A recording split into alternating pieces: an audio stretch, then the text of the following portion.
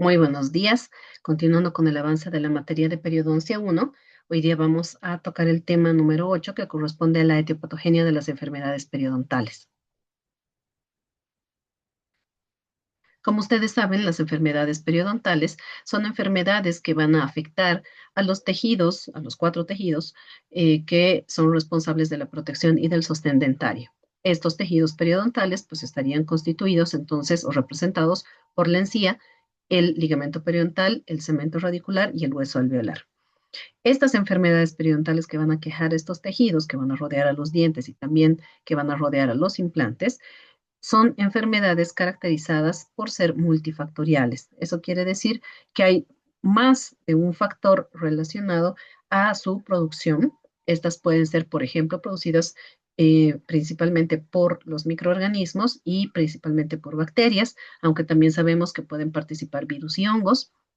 Pueden ser producidas también por enfermedades sistémicas de base o hábitos del paciente que puedan afectar negativamente al periodonto. Entonces, de estas, obviamente, causas que he mencionado, la más frecuentemente relacionada es la que tiene que ver con los microorganismos patógenos, periodontopatógenos, y principalmente que corresponden al grupo de las bacterias. Pero es importante considerar entonces los demás factores. Son enfermedades infecciosas debido a que van a ser producidas por microorganismos, habíamos dicho principalmente bacterias, que pueden multiplicarse de forma descontrolada y son las que van a ir a generar este tipo de infección en el tejido, generando una respuesta inmunoinflamatoria, la cual es característica de estas patologías y la que vamos a ver en combinación también con la agresión y la virulencia de los microorganismos, va a producir la destrucción de los tejidos periodontales. Estas enfermedades están modificadas también por otros factores, por eso les mencionaba que es multifactorial, pero en origen multifactorial, pero en este caso nos referimos puntualmente a que puede ser modificada por otro grupo de factores que también no son menores, donde podemos mencionar también a diferentes enfermedades de base o condiciones fisiológicas e incluso que pueden modificar y facilitar la instauración de un proceso patológico. Esto hace entonces que ciertos hospederos sean, o ciertos pacientes sean mucho más susceptibles a tener enfermedad que otros. Por eso es tan importante recabar esta información al momento de llenar la historia clínica para conocer si realmente el paciente está cursando por una enfermedad de base, qué medicamentos consume o qué otros factores podrían modificar la respuesta al tratamiento que voy a instaurar y también, si no, poner en más riesgo al paciente para iniciar una enfermedad periodontal. Este grupo de enfermedades también se considera que es no transmisible, ¿sí? Entonces, de hecho, esto ya ha sido mencionado hace una década por lo menos atrás, donde se sabe que las enfermedades periodontales no son transmisibles. Lo que sí pueden transmitirse son los patógenos, los microorganismos, debido a la posibilidad de la translocación, ¿no? Pero no es una enfermedad transmisible porque debe haber un hospedero susceptible para que éstas se desarrollen, ¿sí? En cuanto a los indicadores de riesgo, nosotros podemos conceptualizar a los indicadores de riesgo como herramientas utilizadas para monitorizar y gestionar el riesgo, ¿no? Estas pueden ser cuanti o cualitativas y básicamente lo que hacen es alertar sobre posibles amenazas o riesgos antes de que ocurran para que nosotros podamos prevenirlas, ¿no? Entonces, de manera general, estos indicadores de riesgo se pueden aplicar a muchas especialidades o a muchas áreas del conocimiento, pero puntualmente en la parte de periodoncia vamos a reconocer dos tipos de indicadores de riesgo, los innatos y los adquiridos. En los factores de riesgo innatos, nosotros podemos mencionar a la edad, al género, a los factores de riesgo genéticos, a las inmunodeficiencias congénitas, a la disfunción fagocítica y también a ciertos síndromes, ¿no? Básicamente, entonces, estaríamos indicando que la edad no produce por sí misma enfermedad periodontal. No es que una persona que tenga, mientras más años tenga, más riesgo va a presentar a tener enfermedad, porque eso no funciona así, ¿no? Va a depender, obviamente, del nivel general del paciente, por eso de la susceptibilidad, si tiene una enfermedad de base o no. Se asiste a los controles odontológicos trimestrales, cuatrimestrales o semestrales que debería, ¿no? Lo cual va a darnos una característica o nos va a dar ciertas características de mayor o menor riesgo en ese paciente, ¿no? Pero puntualmente lo que se refiere al tema de edad está relacionado a que si yo encuentro un paciente que tiene una enfermedad periodontal muy destructiva a los 20 años y otro que tiene la misma enfermedad muy destructiva a los 70 años, pues me voy a alarmar, la verdad, mucho más en el paciente de 20 años, porque ahí estaría indicando que algo no está funcionando adecuadamente, principalmente con su sistema inmune, y por eso él ha desarrollado esta patología tan severa. Cosa que en un paciente de 70 años no es que esté bien, no es que sea normal, pero ya a los 70 años pues puede considerarse de cierta forma ciertas características como de un desgaste, llamémoslo de cierta forma, de los tejidos, los cuales pueden ser tratados tranquilamente, pero no nos llaman tanto la atención como cuando ocurren en un organismo joven, donde la tasa de recambio celular incluso es mucho más alta y mucho más veloz. En lo que se refiere al género, tenemos distintos artículos de investigación que respaldan el hecho de que en las mujeres pues es más frecuente encontrar enfermedad periodontal que en los hombres y que las mujeres tienen mejor control del biofilm dental que los hombres. Pero esto obviamente también ha sido discutido ampliamente y ha causado de cierta forma controversia debido a que la relación en realidad para esto es un poco variable debido a que en muchos estudios la mayor cantidad de pacientes que han sido sometidos a tratamiento han sido mujeres, ¿no? Entonces esto da la impresión que estarían más presentes en el en el sexo femenino, pero en realidad esto no es así, ¿no? Entonces sería interesante hacer pues estudios donde tengamos la misma cantidad de hombres y de mujeres exactamente para poder verificar si realmente esto es tan así. Pero lo que sí, efectivamente, en el control de biofilm dental sí se ha visto una pequeña ventaja en el sexo femenino versus el sexo masculino, que a veces sí tienden a descuidarse un poquito más, ¿no? Pero una vez más, esto no es una regla, no es una norma, pero es lo que se ha visto generalmente en estudios, pero sería interesante también hacer estos mismos acá con nuestra población, ¿no? Pasa que esto también se vincula mucho al hecho de que a veces las mujeres estamos más preocupadas por nuestra salud, porque sabemos que también esto puede influir en la salud de nuestros hijos y por supuesto pues en la calidad de cuidado que podamos instaurar a ellos mismos, ¿no? Entonces, por eso de repente esto se encuentran estas pequeñas diferencias. En cuanto a los factores de riesgo genéticos, acá tenemos obviamente algunas patologías, principalmente las relacionadas a alteraciones en ciertas células del sistema inmune, como es el caso de los polimorfismos, principalmente de la interleuquina 1, donde nosotros vamos a poder determinar mediante exámenes laboratoriales que el paciente puede ser portador justamente de este polimorfismo y puede ayudarnos a explicar el por qué clínicamente nosotros podemos ver mucha destrucción a nivel de los tejidos periodontales, porque más que un alto grado de virulencia microbiano o bacteriano que se puede ver en estos pacientes, esta gran destrucción observable clínicamente está más relacionada a una respuesta exagerada de las células del sistema inmune, ¿no? Entonces, en estos pacientes, la destrucción periodontal está producida principalmente por las células del sistema inmune del paciente que responden, una vez más, de forma muy exagerada, muy grande frente a cualquier invasión bacteriana, ¿no? Por más que no sea altamente patógena, y esto genera pues una destrucción mucho mayor. En cuanto a las inmunodeficiencias congénitas, pues estas obviamente si es que están presentes, se van a diagnosticar seguramente durante las primeras etapas de vida y los primeros años de vida del paciente, por lo cual generalmente ya vienen con ciertos diagnósticos los pacientes de enfermedades o síndromes que han producido esta inmunodeficiencia, ¿no? Entonces, son pacientes que tienen reducida la capacidad defensiva, ya sea cuanti o cualitativamente hablando, por ende tienen mayor riesgo a cualquier tipo de infección, no solamente periodontal ni bacteriana, sino a cualquier tipo de infección microbiana, ¿no?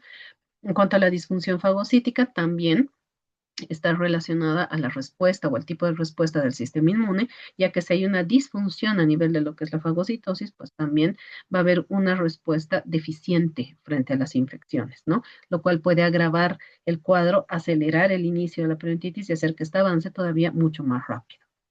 En el caso de los síndromes, como les indicaba, pueden presentarse también inmunodeficiencias, disfunciones y otro tipo de alteraciones del sistema inmune. Entre los síndromes que podemos mencionar están el de Down, el de Papillon-Lefebvre, el de Ehlers-Danlos y otros que son una lista larga que tienen justamente en la clasificación del 2018 que son importantes de considerar, ¿no? Entonces, para nosotros conocer qué alteraciones pueden presentar, qué características tienen estos pacientes, con qué tengo yo que tener mayor cuidado, qué puede representar un mayor riesgo, si tienen por eso mayor posibilidad de desarrollar maloclusiones, de repente como en pacientes con síndrome de Down, que presentan generalmente también macroglosia, que pueden presentar menor cantidad de de flujo salival, etcétera, etcétera, etcétera, ¿no? Entonces, cuando nos llega un paciente con estas características, tenemos realmente que poder leer y tener mayor información acerca de cómo y por qué se desarrolla y qué características que,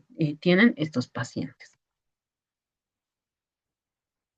En cuanto a los indicadores de riesgo adquiridos o ambientales, pues aquí vamos a tener al tabaco, que además es un factor de riesgo ya bien definido, ¿no es cierto?, para enfermedad periodontal, la higiene deficiente, que lógicamente pues va a afectar negativamente el inicio y también el resultado del tratamiento en el paciente. Por eso insistimos mucho en trabajar este punto durante el tratamiento periodontal. Si bien nosotros vamos a hacer un tratamiento, ¿no? No quirúrgico y de repente después quirúrgico si es que es necesario para el paciente, el trabajar mucho con las instrucciones de higiene oral del paciente es muy importante porque nos va a ayudar realmente a que él pueda controlar, ¿no?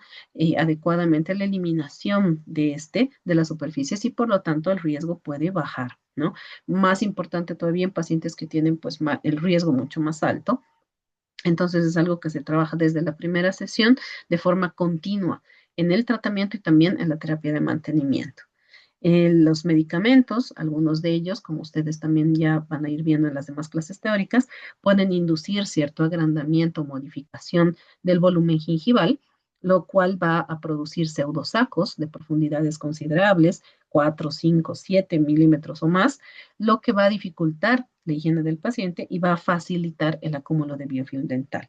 Entonces, en estos pacientes que ya tienen mayor volumen gingival, por una reacción o una respuesta física al medicamento, pues puede empeorar el hecho de que haya mayor inflamación todavía por la infección periodontal.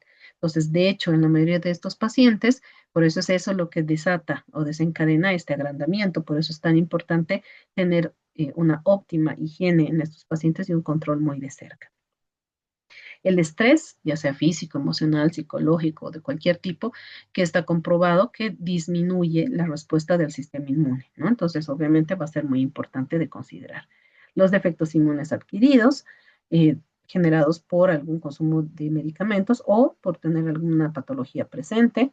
Los defectos endocrinos adquiridos, entre ellos resalta la diabetes, que también es el segundo factor de riesgo comprobado de la periodontitis, entonces es importante también considerarlo e informarnos más acerca de esta patología. Una vez más, qué características presenta, qué tipo de diabetes es, hace cuánto tiempo se diagnostica el paciente, qué medicamentos está consumiendo el mismo, qué puede generar la patología o también la medicación de estos pacientes, porque esta patología desgraciadamente también es muy frecuente entre nuestros pacientes. Entonces, esta definitivamente también va a modificar el inicio y la progresión de la enfermedad. Por ende, pues necesitamos estar en estrecho contacto y comunicación también con el médico del paciente para ver cómo van sus controles, ¿no? Los efectos inflamatorios adquiridos, pues por las mismas razones del sistema inmune, ¿no es cierto?, que está directamente relacionado a esto, y las deficiencias nutricionales. Esto en pacientes que realmente tienen algún grado de desnutrición o que tienen alguna alteración, de repente algún tipo de dismorfia corporal que puede estar generando bulimia o anorexia, ¿no? Donde también se va a ver altamente perjudicado el estado nutricional del paciente. Pero esto obviamente no lo vamos a determinar nosotros simplemente a ojo de buen cubero, ¿no? Necesitamos, ojalá, análisis de laboratorio y la evaluación de un profesional adecuado para poder determinar realmente esta deficiencia nutricional y pues instaurar el tratamiento adecuado. En cuanto a las enfermedades periodontales como riesgo de otras patologías, pues esto justamente se ha estado hablando y por eso ya hace muchos años atrás y por eso se ha desarrollado también el término de medicina periodontal, ¿no? Esto debido a la relación importante entre las infecciones, en este caso periodontales, y la salud sistémica del paciente, ¿no? Está comprobado obviamente que si el paciente presenta una enfermedad o una infección periodontal, pues a través del torrente sanguíneo, estos periodontopatógenos que van a ingresar al torrente, pues pueden llegar a cualquier lugar y producir alteraciones en cerebro, en pulmones, en riñones, en hígado e incluso en la placenta, ¿no? Del bebé, donde se han encontrado igual, hay varios estudios bastante interesantes que reportan justamente estos hallazgos en placenta, ¿no? Entonces, esto puede producir una alteración, por ejemplo, el control metabólico de la diabetes, haciendo que ésta sea, pues, sea deficiente.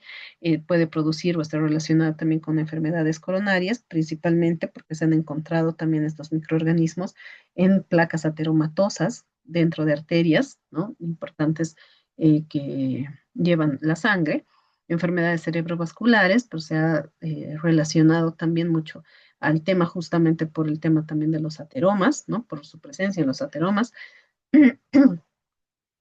que puedan producir partos prematuros y niños con bajo peso al nacer. Esto también hay bastantes referencias bibliográficas al respecto, porque es algo que se está estudiando hace muchos años atrás. Y también enfermedades respiratorias, dentro de las cuales también podemos mencionar al asma y otras que son importantes de considerar al momento, por eso, de evaluar al paciente. ¿Sí?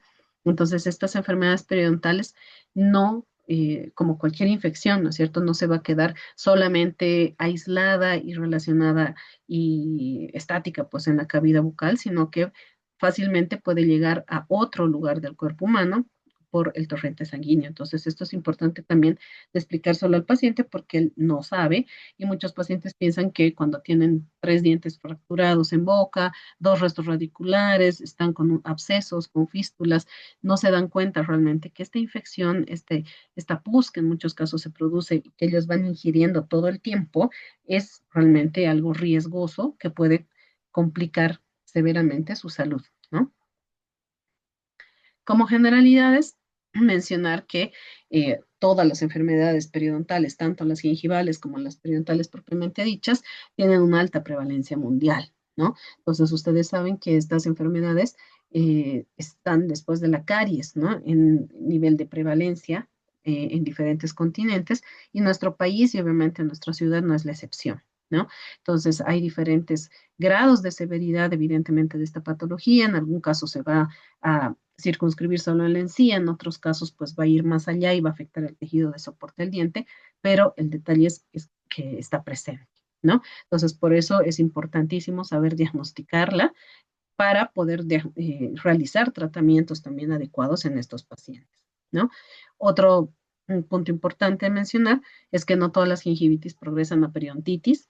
Esto es algo que en muchos casos pues se entendía erróneamente o estaba basado tal vez en algunas teorías más antiguas, ¿no es cierto?, donde se mencionaba pues que cuando un paciente contraía una gingivitis o tenía o presentaba una gingivitis, pues inevitablemente esta iba a ir agravándose y complicándose e iba a terminar en una periodontitis. Pero obviamente pues nosotros sabemos que no es así, porque un paciente puede presentar gingivitis y mantener esta gingivitis por años, de repente con algunos lapsos de resolución, incluso de inflamación y posteriormente de activación, ¿no es cierto? Donde va a haber nuevamente inflamación.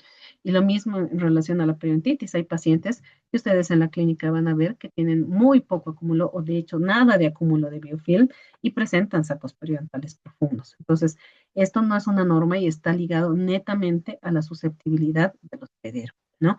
En muchos casos hay pacientes que tienen mucho cálculo y nunca en su vida van a experimentar una periodontitis, pero como les decía, otros pacientes, por otro lado, tienen muy poca cantidad y muy poco acúmulo, pero sí pueden presentar incluso una periodontitis generalizada, ¿no? Entonces, esto es muy variable debido justamente a la susceptibilidad.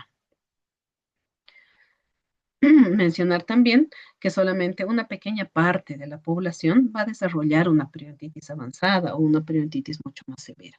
La gran mayoría de los pacientes está oscilando afortunadamente entre una de complejidad leve y otra moderada, por lo cual es muy importante y es fundamental hacer un buen examen periodontal para poder pesquisar a estos pacientes a tiempo e instaurar lo más rápidamente el tratamiento adecuado para que esta enfermedad no progrese y no avance más porque puede terminar, evidentemente, una vez que se contrae y que está presente, en la pérdida dental, ¿no? Como desgraciadamente es asintomática, no muchos pacientes desconocen que la tienen, no se dan cuenta porque piensan que es normal que tengan tal vez algo de mal aliento, que tal vez las encías sangren un poco o estén algo sensibles, pero no le dan importancia, ¿no? Y este es un error garrafal que de repente, ¿no? Algunos serán responsables de que se tenga esa concepción errónea, porque así lo dicen, ¿no?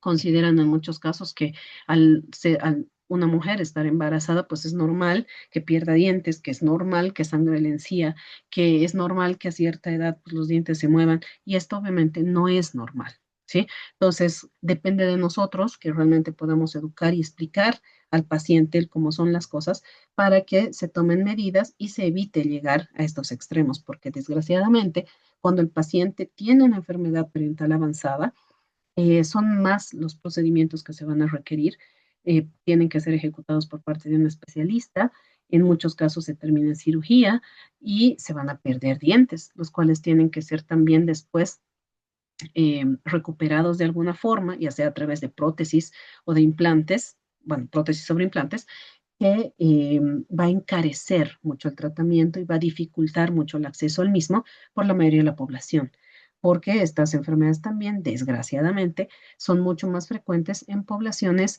de escasos recursos económicos, lo cual dificulta mucho, una vez más, que estos pacientes pues accedan a un tratamiento adecuado y a una rehabilitación oral post enfermedad periodontal. Entonces, realmente lo ideal es que el paciente no llegue a esta situación y por eso intervenimos, incluso por eso si el paciente tiene una gingivitis leve, porque nos interesa que todos los pacientes ojalá tengan un muy buen nivel de higiene oral y tengan un muy buen nivel de salud periodontal para que no lleguen a estos extremos, ¿no? Entonces, independientemente del tratamiento, además que el paciente quiera realizarse, si es ortodoncia, implantes, carillas, coronas, etcétera, pues tiene que tener una higiene oral y una salud periodontal excelente para no tener después problemas, tropiezos o complicaciones con los demás tratamientos que se va a querer realizar, ¿sí? Entonces, esto es fundamental para todos los pacientes en general, ¿sí? Y merece ser explicado también con esa seriedad y con el detalle, ¿sí? Porque una vez más, los pacientes no saben de esta situación. La mayor destrucción periodontal que solemos ver en pacientes que tienen más años, que son mayores, ¿no? Suele producirse en general por un acúmulo de daños más que por la edad en sí misma. Y era lo que mencionabas hasta hace un momento, ¿no? A mí me va a llamar mucho más la atención cuando hay una infección tremenda con mucha pérdida de tejido en un paciente joven que en un paciente mayor. Pero es cierto que en un paciente mayor de la tercera edad o centenario, yo voy a ir viendo lógicamente más recesiones, de repente por eso alguna movilidad en alguna pieza dental, desgraciadamente en nuestro medio también pérdida y falta, ¿no es cierto?, de piezas o de dientes, ¿no es cierto?, en nuestros pacientes, pero esto no es una norma.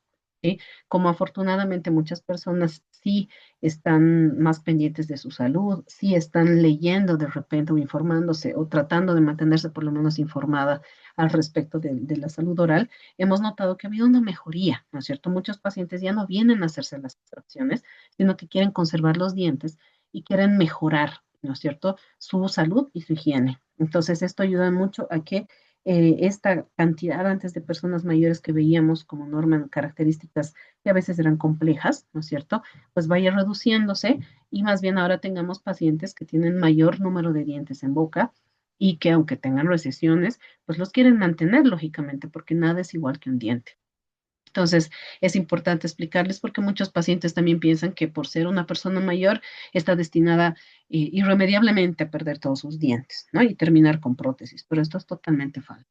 Si el paciente realmente se cuida, accede a una atención de calidad, ¿no? Y se le guía correctamente, el paciente puede tranquilamente llegar con todos los dientes a una edad bastante avanzada, dándole entonces una buena calidad de vida, que es también lo que queremos. El paciente puede alimentarse adecuadamente, puede hablar, puede reír, estar cómodo, no padecer dolores y llevar una vida por eso digna y feliz sin tener que pasar pues por todos estos percances que desgraciadamente varias personas, varios pacientes pues pasan en el día a día, ¿no? Y eso lo ven también ustedes en la clínica. Entonces, la idea nuestra es por eso siempre, además de instaurar un buen tratamiento, pues también que tengamos un enfoque netamente preventivo, ¿no? Para que el paciente ojalá pueda mantenerse muy bien por largos periodos de tiempo y que como va a venir a constantes consultas nuestras, no constante cada mes, ¿no? Me refiero, pero a que constantemente, ¿no? Independientemente de su severidad de la patología, pues vendrá una vez al año, dos veces al año, tres, cuatro, cinco veces al año, pero de forma permanente, sin descuidarse, ¿no? Eso es lo que realmente queremos. Y esos pacientes sí existen, son pocos a veces por el momento, ojalá, y después aumenten más, pero sí existen, ¿no? Pacientes que realmente cada vez se dan cuenta que están mejorando y que quieren mejorar aún más, ¿no? En los últimos 20 o 30 años han habido avances bastante importantes dentro de lo que es la etiología y la patogenia de la enfermedad periodontal, ¿no? Debido a que se han desarrollado, obviamente, mejores microscopios, se han desarrollado también diferentes campos de cultivo, ¿no? Medios de cultivo para que puedan investigarse más qué tipo de microorganismos hay, porque si bien hay una gran cantidad de especies bacterianas en boca, ya hablamos más de 800 especies conocidas, ¿no? Hay otro tanto que son desconocidas y se mantienen así debido a que no tienen o no han podido ser cultivadas e identificadas, ¿no? Tal vez individualmente o también en grupo, como se han encontrado algunas bacterias. Entonces, esto hace que sea más difícil el conocer exactamente cuál es la composición completa, ¿no es cierto?, del microbioma dentro de la cavidad bucal. Pero en estos han seguido habiendo avances y seguramente se van a seguir desarrollando más avances, los cuales van a ayudarnos a nosotros a identificar el papel entonces que tiene cada bacteria dentro de la salud bucal y también de la infección, ¿no? O de la patología presente, ya sea en caries o en enfermedad periodontal. Las periodontitis pueden ser un factor de riesgo para enfermedades sistémicas, como ya lo hemos dicho, debido justamente a que grandes masas de microorganismos se van a acumular alrededor de los dientes en forma del biofilm dental. En algún caso se puede calcificar y va a formar el cálculo, pero el cálculo en sí no va a estar con bacterias vivas, porque las bacterias ahí están incrustadas y muertas, ¿no es cierto? Calcificadas. Pero el cálculo, como es tan áspero y tan rugoso, tiende a acumular mucho biofilm dental encima. Entonces, esto al ver cálculo, pues nosotros asociamos también e inducimos que hay mucho biofilm, mucha carga bacteriana en su superficie, ¿sí? Entonces, como les explicaba, no es difícil de entender que el paciente cada vez que hable, que coma, genere bacteremias, ¿no? Lo cual va a hacer que obviamente degluta estas masas bacterianas, lleguen una vez más a torrente sanguíneo y de ahí se distribuyen a cualquier lugar. Por eso es un error creer más bien que la infección bucal pues solamente se va a quedar en boca y no va a afectar a ningún otro lugar, ¿no? Porque estoy segura que si un paciente llegara con el dedo pulgar, no sé, de la mano derecha, eh, necrosándose, ¿no? Yo creo que sí se urgiría bastante y va volando al médico, ¿no? Para empezar el tratamiento. Pero desgraciadamente vemos que pacientes pueden llegar en estas circunstancias, como en la fotografía, y los pacientes no se urgen mucho, ¿no? Dicen, deben ir por una limpieza, como si eso fuera todo lo que hay que hacer, y no se dan cuenta realmente de el gran percance y el gran riesgo que están corriendo al estar en estas condiciones por simplemente descuido. En algunos casos puede obviamente estar de por medio el miedo o algún trauma para asistir al odontólogo, pero que ahora realmente actualmente es totalmente manejable, ¿no? Entonces, esto realmente más creo yo que es por un tema de desconocimiento, ¿no? E irresponsabilidad. Entonces, es muy importante por eso hablar y explicarles a los pacientes por qué está con lo que está para que realmente pueda participar en su tratamiento y pueda resolverlo. Mencionábamos dentro de las enfermedades periodontales que estas tienen una naturaleza infecciosa, ¿no es cierto? Netamente porque están relacionados a microorganismos, principalmente bacterianos, pero también de hongos y virus, ¿no? Entonces, es importante recalcar dentro de todo esto que existe cierta terminología también que la van a encontrar muy frecuentemente en los libros y en los artículos que ustedes vayan leyendo y revisando acerca del tema, donde vamos a ver, por ejemplo, que se indica claramente que la gingivitis y la periodontitis están asociadas a la biopelícula dental. O sea, este es el factor etiológico principal para que se inicie, ¿no? Y progrese la enfermedad periodontal. Entonces, esta biopelícula dental, como la vamos a describir dentro de un momento, es una masa muy adherente que se va a formar debido a las características que están dentro de la cavidad bucal, ¿no? Los dientes, que son superficies no descamativas, la saliva, que va a mantener constantemente húmeda la cavidad bucal, y la presencia de microorganismos en estado planctónico o que están flotando libres, ¿no es cierto? Y que después, debido a ciertos tiempos y características y demás, se van a ir absorbiendo, se van a ir a adherir, perdón, se van a ir adhiriendo más bien a la superficie dental, donde pues van a comenzar a organizarse cada vez más y van a terminar en una biopelícula dental madura, ¿no? Bien conformada. Entonces, la idea es intervenir antes que estos microorganismos se organicen más y formen grandes acúmulos del dental, ¿sí? Porque esto es inevitable, todo el tiempo se está formando, pero cuando nosotros tenemos una buena higiene oral, haciendo buen uso de los elementos de higiene interproximal, del cepillo dental, de la higiene lingual, etcétera, nosotros eliminamos estas grandes masas de microorganismos y de esta manera, si se vuelve a organizar, van a ser pues unas cuantas capas que van a ser de nuevo eliminadas en mi próxima sesión de higiene oral, otra vez se va a acumular, otra vez lo vamos a eliminar y así vamos a ir manteniendo una homeostasis, ¿no? Un equilibrio saludable, ¿no? Para mantener por eso todos los tejidos dentro de la cavidad bucal en buenas condiciones. Pero en cuanto nos descuidemos y permitamos que este biofilm se acumule, que haya más microorganismos, que este por eso madure, ¿no? Y va a ser mucho más difícil de eliminar, porque ya no va a bastar solamente con una buena higiene oral personal, ¿no? Sino que vamos a necesitar una higiene oral ya profesional, ¿no? A través de la profilaxis, del destartraje, del raspado alisado radicular, etcétera, etcétera, que me va a tener que ayudar a eliminar estas grandes masas que se han organizado por no tener una buena técnica de cepillado y una buena técnica o unas buenas instrucciones de higiene oral.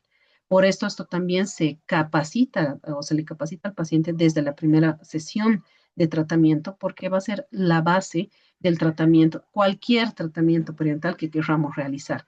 Por eso es muy, muy, muy importante hacerlo así. Ahora, dentro de lo que son o sea, la influencia que tienen los microorganismos en producir una patología, podemos hablar de diferentes hipótesis, ¿no? Por ejemplo, tenemos la hipótesis de placa inespecífica, que fue postulada en el siglo XIX, ¿sí? Y que esta postula que el acúmulo de biofilm dental, independientemente de la composición bacteriana o microbiana que tenga, va a ser responsable sí o sí de la aparición de las enfermedades periodontales y caries. O sea, que basta que se acumule la placa bacteriana y ahí se va a producir una patología, ¿sí? Entonces, con las investigaciones, las actualizaciones que se han ido haciendo, esta hipótesis de placa inespecífica cambió y se planteó una hipótesis de placa específica. Esta hipótesis de placa específica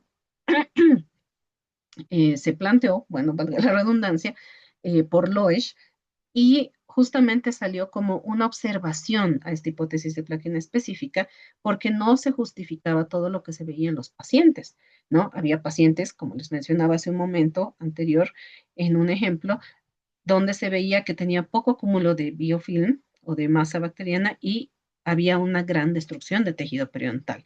Entonces, el hecho de esperar grandes acúmulos y tener gran destrucción, pues no tenía mucha lógica, ¿no? Entonces, esta hipótesis de placa específica lo que postulaba era que las enfermedades bucales no eran causadas por la presencia general del biofilm, o sea, no bastaba la presencia del biofilm, sino que seguramente dentro de este biofilm dental debían existir ciertas especies bacterianas específicas muy patógenas que eran las responsables de producir la enfermedad, en este caso periodontal, ¿no?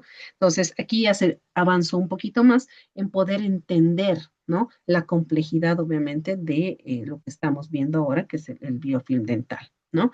Posteriormente, ya March, en 1994, y posteriormente una actualización del 2003, planteó como observación también a la hipótesis de placa específica, la hipótesis de placa ecológica, ¿no? Esto debido a que tampoco la hipótesis de placa específica explicaba muy bien el por qué también algunos pacientes que se les hacía pruebas o se les tomaba muestras del biofilm dental y se evidenciaba la presencia de periodontopatógenos, no desarrollaban enfermedad periodontal destructiva. Entonces, eso dejó bastante, digamos, bastantes vacíos, ¿no? En esta teoría y por eso March eh, postula esta hipótesis de placa ecológica que lo que en realidad indica es que estas enfermedades periodontales o la caries también se desarrollan debido a un desequilibrio básicamente entre la microflora del biofilm dental y obviamente el hospedero, ¿no?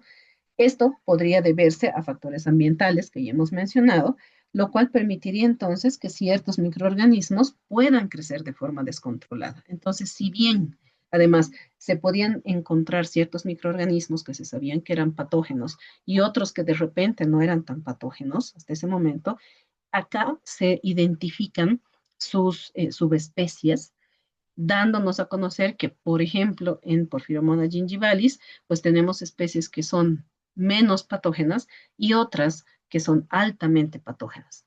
Entonces, si en mi muestra microbiana yo encontraba Porphyromonas gingivalis, pues ahora podemos identificar y debemos identificar también el subtipo al que pertenece, ¿no? Porque ya sé que en algunos casos, pues estas pueden ser de baja virulencia y otros de altísima virulencia. Entonces, hemos podido ya identificar con mucho más detalle los diferentes microorganismos relacionados realmente con la destrucción de los tejidos periodontales, así como también aclarar un poco más la relación y el vínculo, ¿no? Entre estas patologías también y la respuesta del hospedero. Entonces, este último concepto es el que se ha estado manejando por eso en este último tiempo, porque explica de mejor manera, ¿no es cierto?, lo que nosotros vemos clínicamente. Así también pasó justamente con la progresión de la enfermedad periodontal, que en un inicio se creía que era lineal, o sea que cuando empezaba la enfermedad periodontal, esta no se detenía y avanzaba hasta que terminemos irremediablemente en la pérdida dental. Pero sabemos también ahora por la investigación, por los adelantos y todo lo que tenemos actualmente, que esta progresión más bien es de un patrón en estallido. Eso quiere decir que va a estar caracterizada la progresión de la enfermedad periodontal por periodos de activación y por periodos de inactivación. Entonces, en los periodos de activación, ¿sí? Yo voy a tener pérdida de tejido blando y duro, y en los periodos de inactivación o de reposo, pues no voy a tener destrucción y de hecho va a haber un intento incluso del cuerpo por reparar los tejidos afectados y perdidos. Entonces, este equilibrio, este equilibrio que se va a dar o esta alternancia que se va a dar entre la activación y el reposo va a depender obviamente también de múltiples factores del paciente. Si es un paciente que está estresado, que no se cepilla bien los dientes por lo mismo, porque dice no tener tiempo, está igual de repente con una enfermedad de base, los periodos de activación van a ser mucho más largos y más destructivos que los periodos de reposo. En cambio, si es un paciente que de repente está consciente que tiene una infección, que tiene que ir al odontólogo y va a ir cuando tenga el dinero, digamos, como para poder hacerlo, y está haciendo por ahora el esfuerzo de cepillarse adecuadamente, come bien, duerme bien, de repente tiene más facilidad de controlar el estrés y no tiene enfermedad sistémica de base, pues va a tener periodos de reposo más largos que los de activación. Entonces, por eso en muchos casos, y se les repite también constantemente, no olvidar que la enfermedad periodontal es sitio específica, ¿sí? Por eso en muchos pacientes vemos que hay un saco periodontal en un solo sitio, de repente en mesial del incisivo central superior derecho, y no hay más sacos, porque en ese lugar se ha desequilibrado justamente este tema, ¿no? Por una u otra razón que hay que identificar, de repente el paciente igual no hace higiene interdental, que es lo más frecuente, desgraciadamente, y por eso a nivel interproximal es que empieza la enfermedad periodontal y también la caries. Entonces yo tengo que ir identificando qué ha pasado, o sea, de repente ese lugar, justo además el paciente tiene una restauración que no está bien pulida y eso facilita el acúmulo de placa y eso ha hecho que para él no sea tan fácil limpiar, que además no usa el hilo dental, solo el cepillo, entonces ha hecho que se produzca en ese lugar preciso un saco periodontal, pero que es fácil de acceder, es fácil de tratar y de eliminar y también de controlar, ¿no? Debo pulir bien la restauración, hacer el tratamiento periodontal adecuado y con eso podría y debería ser más que suficiente para resolver el problema, ¿no? Pero de acuerdo a lo que ustedes vayan viendo en los pacientes, pues se van a dar cuenta que algunos casos son más complejos que otros, que algunos presentan más destrucción que otra, que en algunos casos, y la mayoría, la verdad, son localizados, y en pocos hemos visto generalizados, pero ustedes tienen que ir analizando la razón, ¿no? Por la cual esto pueda darse en ese paciente. Por eso es importante comprender bien la parte de la etiopatogenia de la enfermedad para que ustedes también puedan emplear eso para dar un diagnóstico y un pronóstico y un tratamiento adecuado y certero para ese paciente y ese caso clínico en particular. En la definición de biopelícula o de biofilm, nosotros podemos conceptualizarlo como una o más comunidades de microorganismos embebidos en un glicocálix que se unen a una superficie sólida, que es el diente, no descamativa, ¿no es cierto? Como les mencionaba, y estas pueden ser obviamente con bacterias, virus y hongos, ¿sí? Entonces, el biofilm dental no es una estructura simple, más bien es una estructura altamente compleja, que una vez que está bien desarrollada, bien organizada, ¿no? Es muy difícil de eliminar y muy difícil por eso de instaurar un tratamiento sin disromperla, sin desorganizarla, sin afectarla.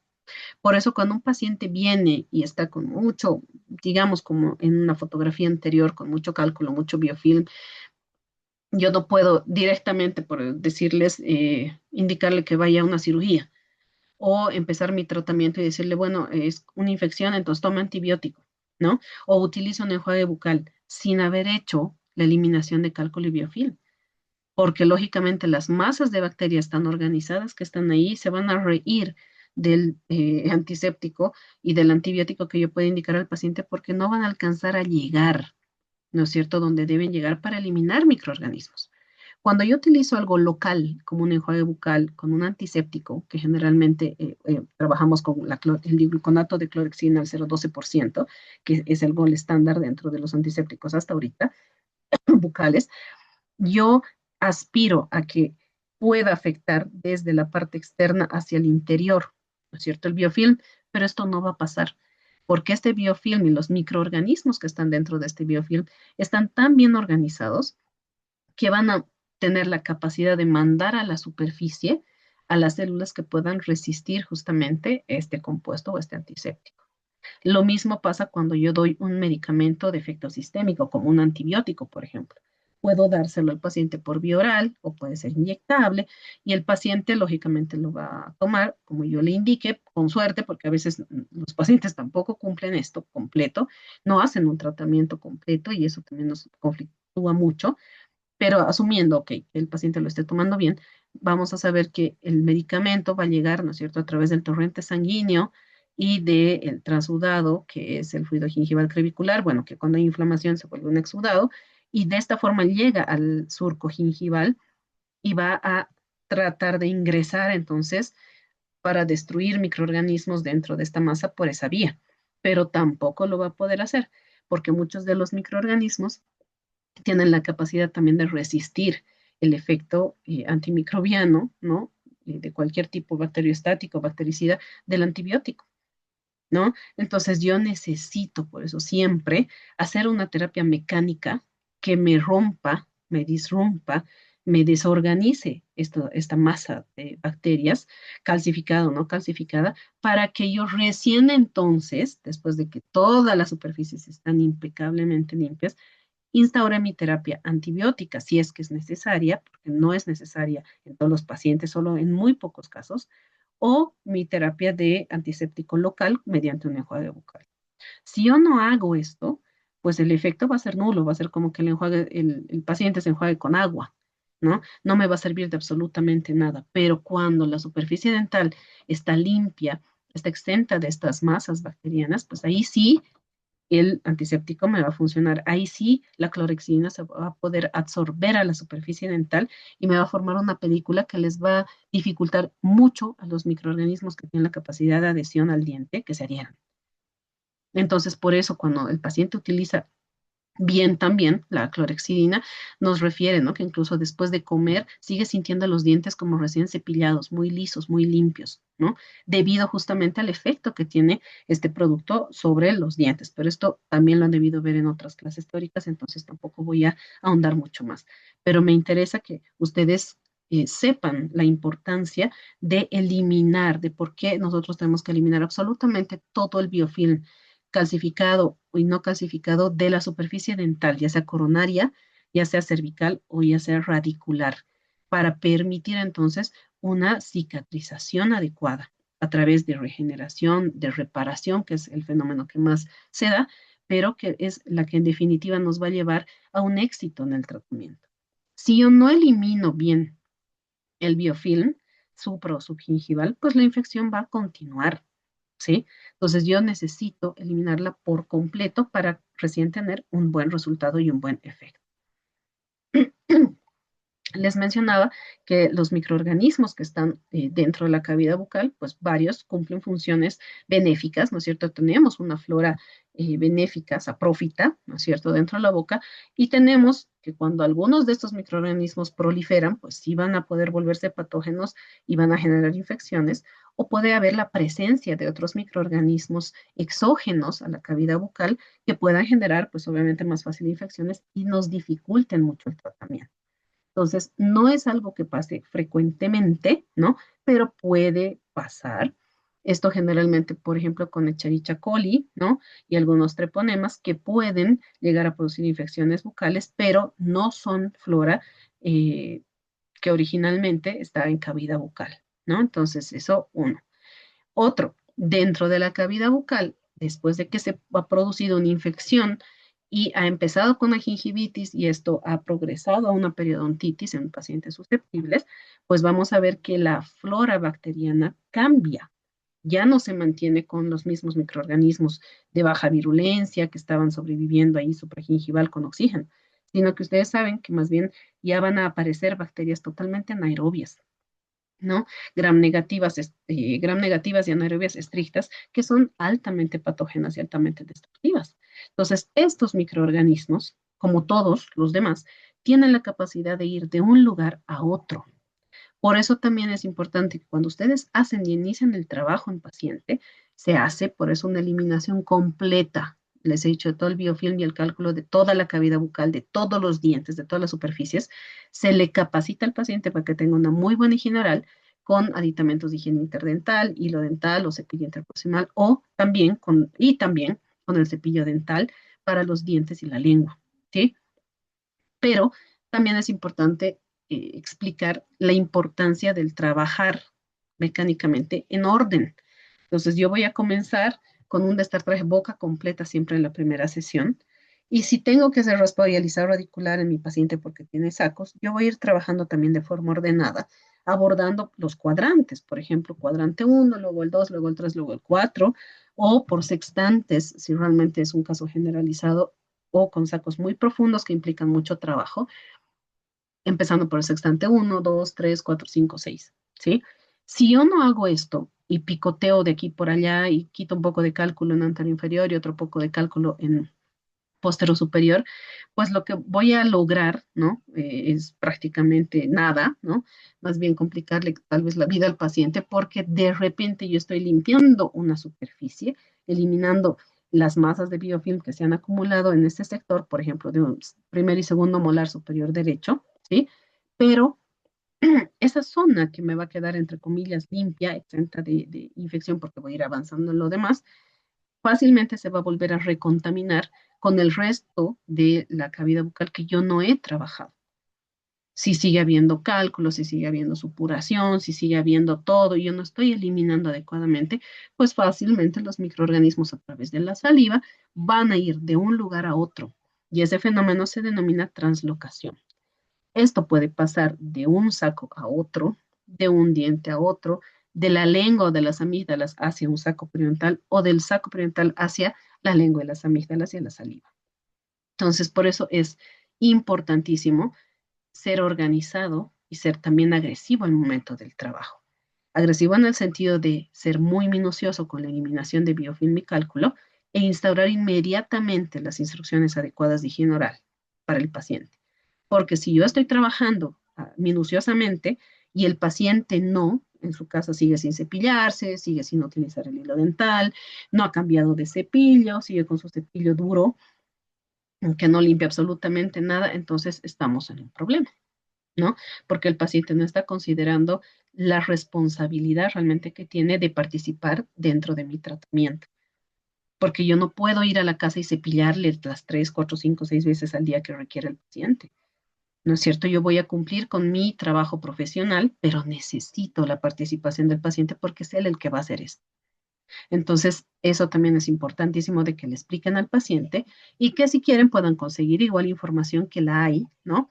Entendible totalmente para que el paciente comprenda, ¿no? Porque es tan importante que él colabore adecuadamente en el tratamiento y participe de forma activa, ¿no?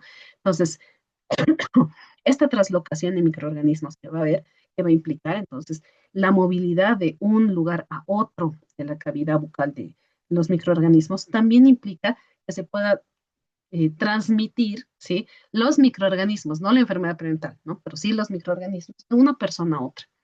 Por eso también es importante que cuando una persona tiene enfermedad periodontal y esta persona tiene pareja, lo posible veamos también y atendamos a la pareja porque a través de los besos, pues obviamente se pueden transmitir microorganismos de una persona a otra, y esto está comprobado científicamente, principalmente con especies de Porphyromonas gingivalis, y también puede haber una transmisión vertical de padres a hijos. Por eso también es muy importante explicarles a los padres de que hay más de una razón por la que no deben besar a los niños en la boca. ¿Sí? Ni como muestra de cariño, ni de ternura, ni de mucho menos, porque lo que hacemos es contaminar e infectar a los niños, ¿sí? Los niños no tienen la misma composición microbiana oral que un adulto, ¿sí? Entonces, principalmente además cuando no tienen dientes y son bebés. Entonces, esto es importante por eso de saber, porque a través de la translocación, pues se les puede transmitir microorganismos altamente patógenos, ¿no? De pacientes fumadores, por eso de pacientes que están con enfermedad periodontal avanzada, incluso, obviamente, pues toda la variedad de virus que tenemos, ¿no? Inclusive hongos. Entonces, es una razón bien importante para hablar del tema con los papás y mamás. En la etiopatogénesis de la enfermedad periodontal, entonces nosotros vamos a ver eh, no solo, o sea, hemos visto ya la parte microbiana, ¿no es cierto?, de esta etiopatogénesis, pero ahora vamos a ver la parte también relacionada a la respuesta que monta el hospedero o el paciente frente a la infección. Entonces, esta respuesta del hospedero tiene que ser lo suficientemente adecuada como para evitar que se produzca la infección. Entonces, la respuesta que se va a montar tiene que ser obviamente lo suficientemente capaz como para circunscribir y eliminar a los microorganismos que estén multiplicándose o estén queriendo multiplicarse para evitar que se produzca una respuesta inmune e inflamatoria que sea incluso clínicamente detectable, ¿sí? Entonces, todo el tiempo en el cuerpo, como hay bacterias, hay microorganismos, ¿sí? Hay una pelea, puede decirse así, dentro del surco gingival, donde los microorganismos están siendo controlados y mantenidos a raya por las células de nuestro sistema inmune, ¿sí? Eso es algo constante. Pero como se da a nivel histológico generalmente, esto no es clínicamente detectable, ¿sí? Solamente ocurre a nivel hístico Y cuando empieza la infección y empieza a proliferar realmente y aumentar en número las bacterias y los microorganismos, ahí sí recién se vuelve clínicamente detectable, ¿no? A través de la encía eritematosa, de una encía edematosa, del sangramiento gingival, etcétera. Porque si no, no sería detectable, no sería, ¿no? Visual, si ustedes quieren. Entonces, dentro de esta respuesta al hospedero, lo ideal sería lo que les he mencionado, ¿no? Que la respuesta sea lo suficientemente buena como para mantener a raya los microorganismos y evitar la infección.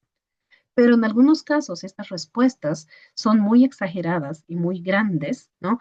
Entonces, estas son las principales responsables, estas respuestas son las principales responsables de la destrucción que vemos a nivel celular y tisular, ¿sí? Involucrando obviamente primero un tejido blando y luego al tejido duro. En esta respuesta del hospedero, entonces nosotros vamos a ver que los procesos inflamatorios e inmunes van a actuar para proteger los tejidos contra el ataque bacteriano y evitar así que se extiendan o invadan tejidos más hacia apical. Por eso, lo inicial, siempre que vamos a ver, es una gingivitis. Pero cuando esta progresa en hospederos susceptibles a periodontitis, esta destrucción de tejido blando, ¿no? Que empezó en la encía y en su conectivo, pues se va a extender al conectivo del ligamento periodontal y a tejidos duros como el cemento y el hueso, ¿no? Entonces, esto tiene un tiempo, no es rápido, ¿no? Demora meses o hasta años, pero por eso justamente son enfermedades consideradas crónicas y de larga data y por ende es ideal, ¿no?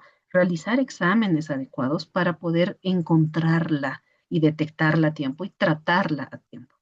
Desgraciadamente, esto es algo también con lo que tropezamos frecuentemente, de que los pacientes nos refieren que casi nunca o nunca les han hecho exámenes periodontales cuando asisten a consultas dentales. Y esto realmente es una negligencia muy, muy grave, ¿sí? Por parte de nuestro rubro.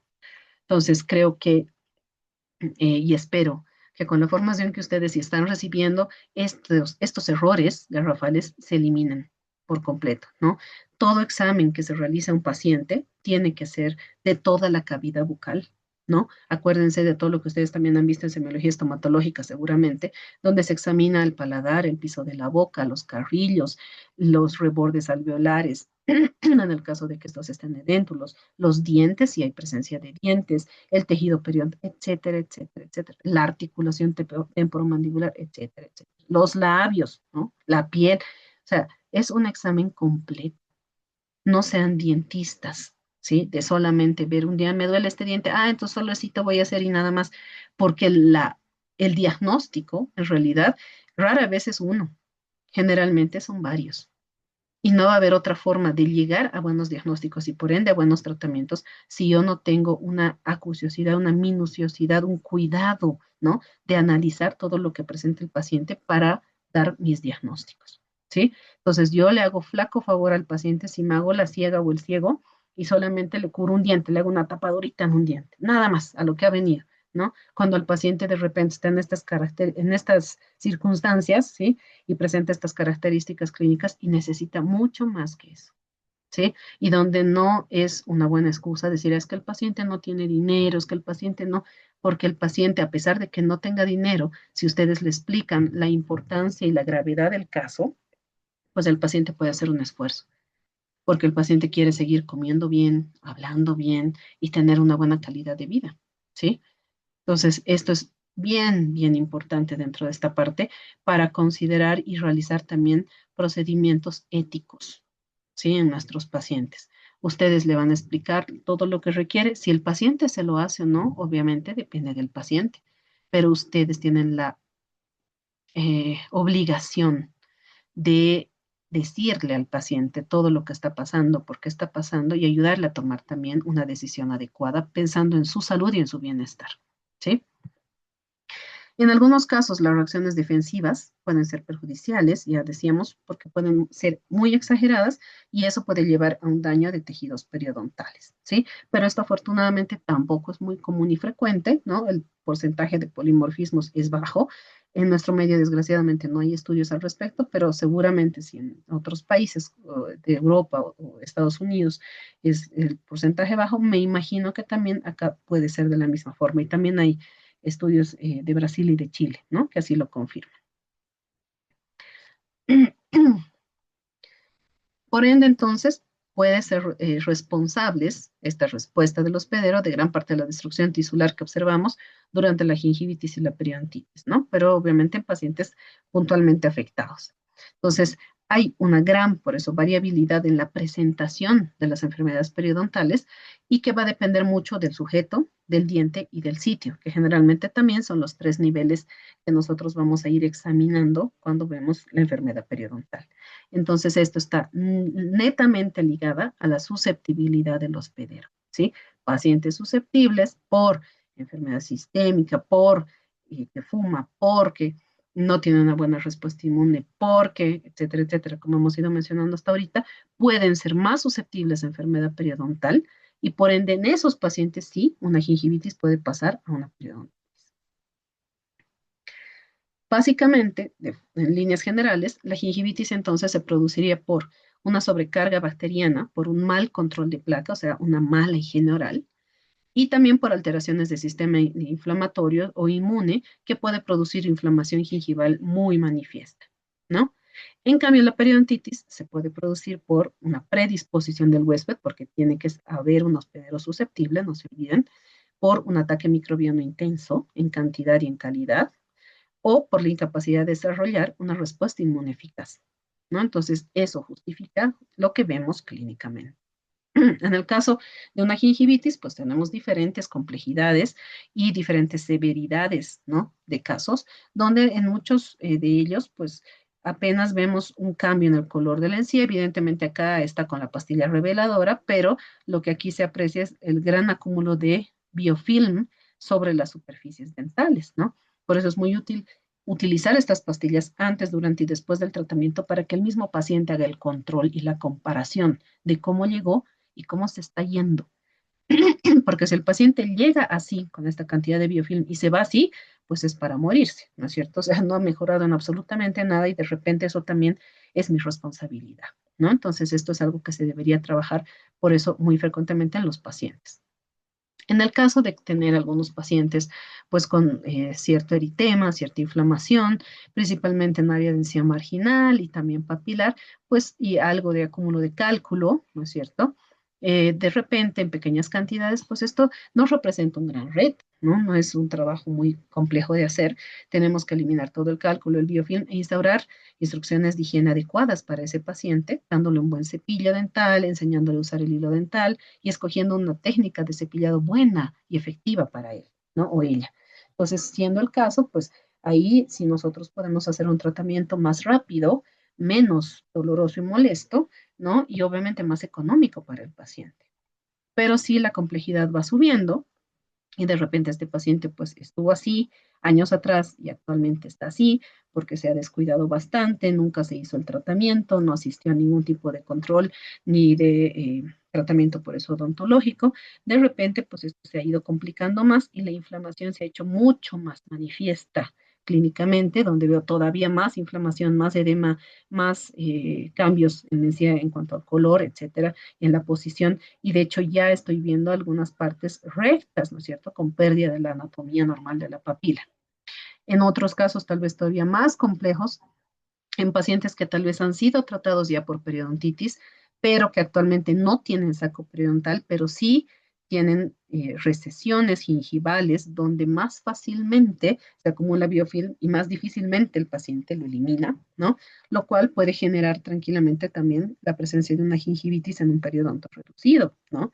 Que pone en riesgo obviamente todo el tratamiento previo que se haya podido hacer, porque de repente el paciente se trató por periodontitis, todo fue exitoso, se eliminaron los sacos, pero actualmente, como tiene mucho acúmulo de placa, de cálculo, nuevamente se está instaurando un proceso inflamatorio. Y estos pacientes, pues obviamente ya son susceptibles porque ya han tenido una periodontitis.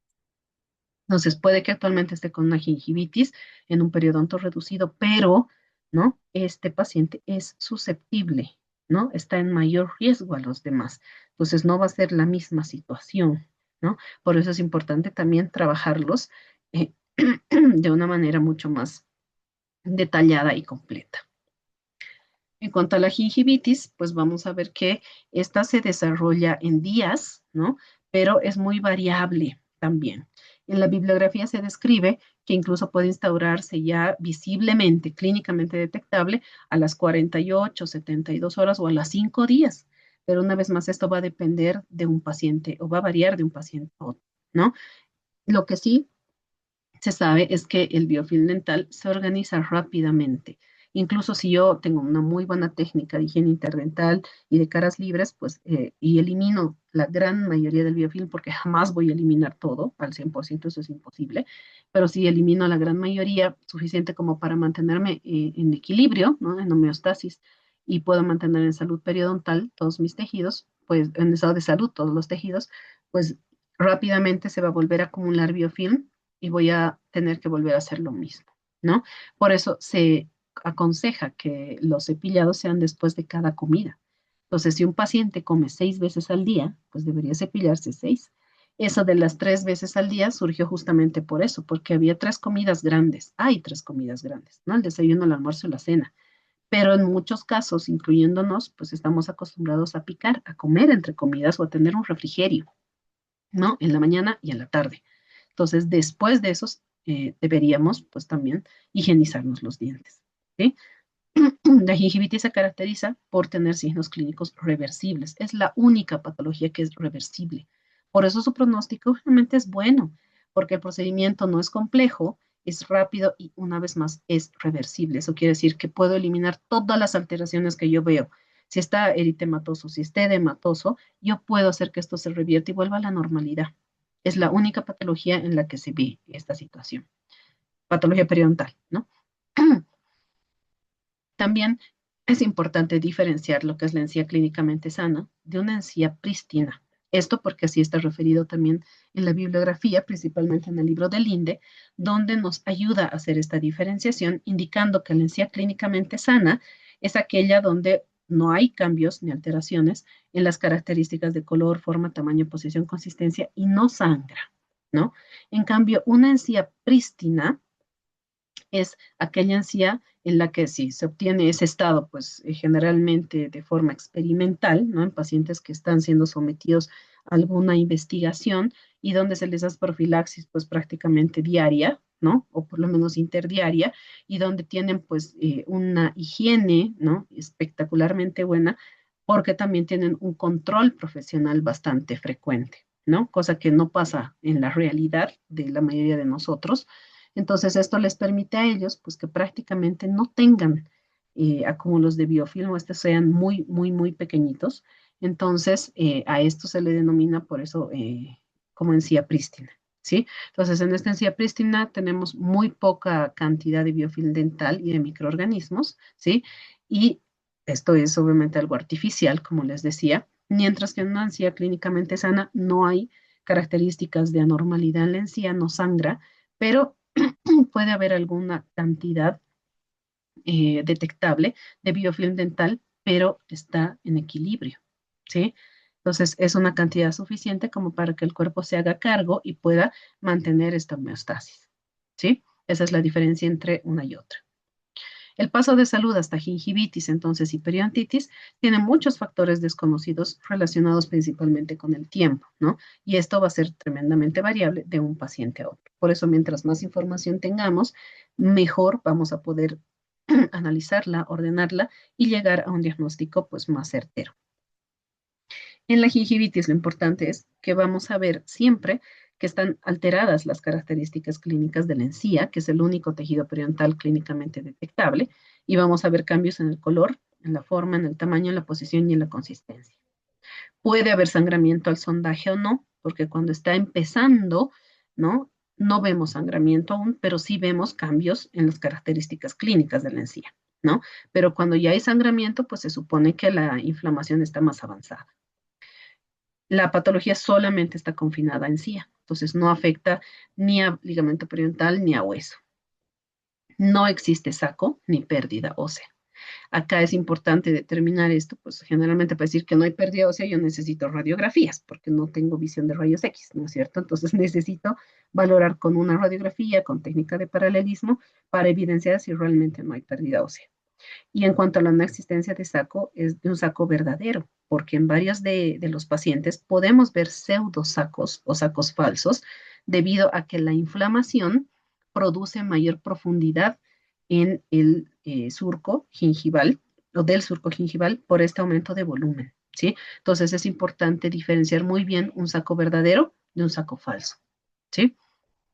Esta gingivitis también puede presentarse en un periodonto reducido, como estamos viendo en la fotografía. Yo sé que muchos de ustedes con solo mirar esa foto ya han diagnosticado que es periodontitis y que seguro va a perder todos los dientes, pero no es el caso y no es la realidad de la mayoría de los pacientes. Hay muchos pacientes que han sido tratados con éxito periodontalmente, pero que desgraciadamente pues quedan con las pérdidas óseas porque eso no se va a regenerar, salvo que se empleen técnicas específicas, pero que aún así cuando son tan generalizadas son limitadas, ¿no? No hacemos magia, hacemos ciencia. Entonces, eso también es imposible, es más bien importante de explicarle al paciente, ¿no? Entonces, pacientes que están en estas condiciones, que de repente tienen raíces largas, ¿sí? Y tienen buen remanente óseo, todavía pueden mantener su dentición por muchos, muchos años más, dependiendo de su calidad de control de placa y también de las visitas al odontólogo, ¿no? Entonces, el diagnóstico nunca es visual, tiene que ser netamente clínico. Dentro de este examen clínico, como ustedes han debido ver, sí tenemos un examen visual, tenemos el examen clínico propiamente dicho con el sondaje, tenemos un examen radiográfico, etcétera, etcétera, y después de analizar toda esta información, recién damos nuestro diagnóstico. No puede ser que el paciente abra la boca y le veamos las recesiones o veamos a alguien en este estado y de una digamos que es periodontitis. Siempre tiene que hacerse un examen clínico y ese es a través del sondaje periodontal. En cuanto a la periodontitis, vamos a ver que cuando hay acúmulo de gran cantidad de biofilm dental o de pequeña cantidad, pero con una composición altamente patógena en la superficie dentaria adyacente a los tejidos gingivales, pues en algunos pacientes susceptibles, esto va a estar en contacto por un tiempo variable con el epitelio del surco y posteriormente con el epitelio de unión. Y en estos pacientes susceptibles, una vez más, puede darse la ulceración de este epitelio de unión, permitiendo que todo el componente microbiano, principalmente bacteriano del biofilm, entre en contacto con el ligamento, cemento y hueso, ¿no? O sea, va a ir migrando hacia apical, ¿no?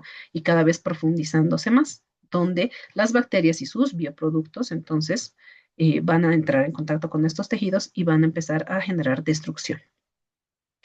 En la periodontitis, vamos a ver que se estimulan las células epiteliales a partir de las citoquinas proinflamatorias debido a la gran carga bacteriana que presenta y otros mediadores químicos de la inflamación que también son responsables, como ya le hemos dicho, de la destrucción que podemos visualizar.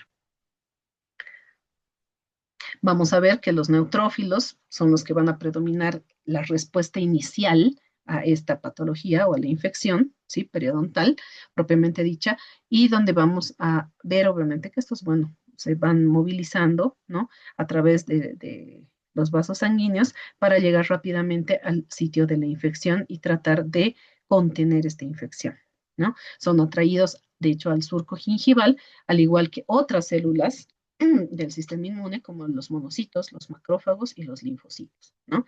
Pero los polimorfonucleares y los macrófagos pueden liberar enzimas e interleuquinas que son las responsables de contener la infección, pero también pueden provocar daño tisular.